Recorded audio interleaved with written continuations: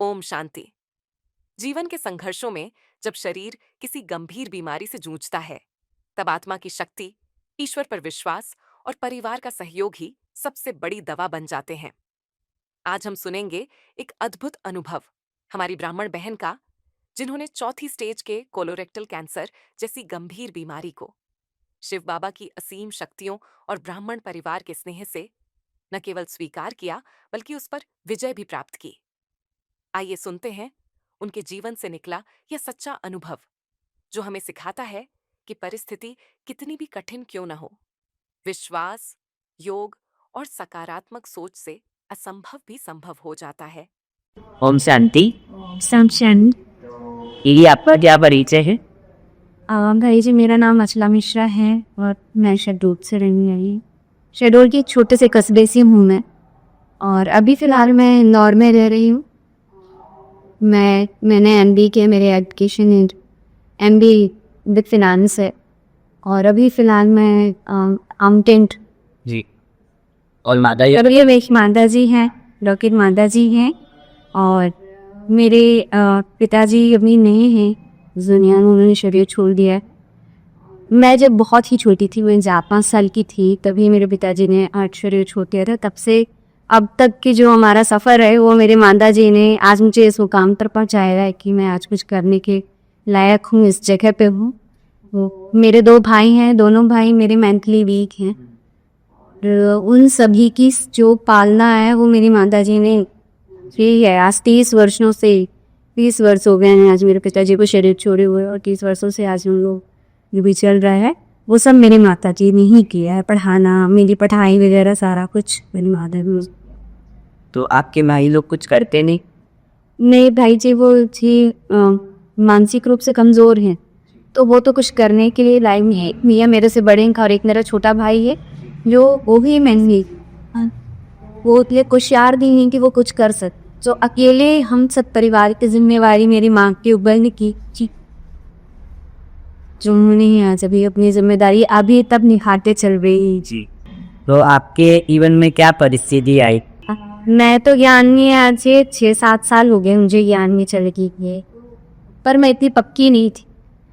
पर बीच में ऐसी परिस्थितियाँ आई, मैं इंदौर रही जॉब के लिए, और यहाँ कर आने के बाद मैं मित्र परिवार के साथ, मैं मेरे दोनों भाई और माँ को लेकर के आई मैं यहाँ पर जॉब के लिए। और कुछ ही दिन के बाद मुझे बहुत ज़्यादा शारीरिक रूप से तकलीफ शुरू हुई, और उस तकलीफ में जब डॉक्टर ने जब डायग्नोज हुआ तो पता चला कि कैंसर जी। तो मुझे कैंसर जैसी जो आजकल कितनी बड़ी बात है वो बीमारी मुझे हो गई थी। मुझे रेक्टोसिग्माइड कैंसर ही गया था। तो ये अब इसमें मेरे पास तो हम इतने फाइनेंशियली मजबूत नहीं थे, क्योंकि हमारी शुरू से ही इस तरह से कंडीशन थी। पर ये था कि मुझे बाबा पर भरोसा था, मुझे ये था कि मेरे को बाबा मेरा सब कुछ ठीक कर देंगे। पर ये सब कुछ सडनली ही हुआ। मैं इंदौर आई, और यहाँ पे भी मैं बस ढूंढ ही रही थी कि सेंटर कहाँ है, और मैं आना शुरू करी यहाँ पे। फिर यहाँ पे दीदियाँ, भाई जी, ये सभी लोगों से मेरा बहुत अच्छा परिचय हुआ। और जब मुझे ऐसी परेशानी हुई, तब मेरे पास कोई रास्ता नहीं था, ना मेरे पास कोई परिवार था, ना मेरा कुछ था। मेरा सिर्फ एक ही परिवार था, वो ब्राह्मण परिवार की, और वो सभी मिल करके मुझे इस बीमारी से आज मुझे पार लगाएंगे बाबा मुझे। और मुझे फाइनेंशियली डॉक्टर ने उसी समय कह दिया था कि ये लाखों भी लगेंगे आपके ऑपरेशन में, और सडनली अभी ही ऑपरेशन करना ज़रूर। सेकेंड डे जिस दिन डायग्नोज हुआ, और सेकेंड डे बोला कि अभी ऑपरेशन बहुत ज़रूरी है। तो उस वक्त तो हम इतने पैसों का अरेंजमेंट कर भी नहीं पाते। तो पर ये था कि भाई जी और दीदी ने बोला कि आप भी कुछ चिंता मत करें, आप बिल्कुल चिंता मत करिए, सब कुछ हो जाएगा, ठीक हो जाएगी। और फिर सारा इलाज में बहुत मेरी मदद की, लाखों की मदद मेरी यहाँ ब्राह्मण परिवार से ही हुई। सभी भाई जी लोगों ने की, दीदियों ने की, सभी ने मेरी मदद की। और आज देखिए मैं भी आपके सामने बैठी नहीं हूँ इस ट्रस्ट। और ट्रस्ट की तरफ से और क्या आर्थिक सपोर्ट के अलावा और क्या सहयोग मिला आपको? इस ट्रस्ट ने तो बहुत ही सहयोग किया। मतलब इस ट्रस्ट के माध्यम से मुझे एक तो मेरी जो इलाज में पैसे लगे वो पूरा इस ट्रस्ट के माध्यम से हुआ, और कुछ हमने भी किया, पर मोस्टली ज़्यादातर हमारा इस ट्रस्ट के माध्यम से ही हमारा इलाज हो पाया है। और दूसरी बात ये कि यहाँ क्योंकि नया शहर था, अब इस जगह पे हम किसी को जान नहीं रहे थे, हमें ज़्यादा आइडिया भी नहीं था, नॉलेज नहीं था कि बड़ा शहर है ये।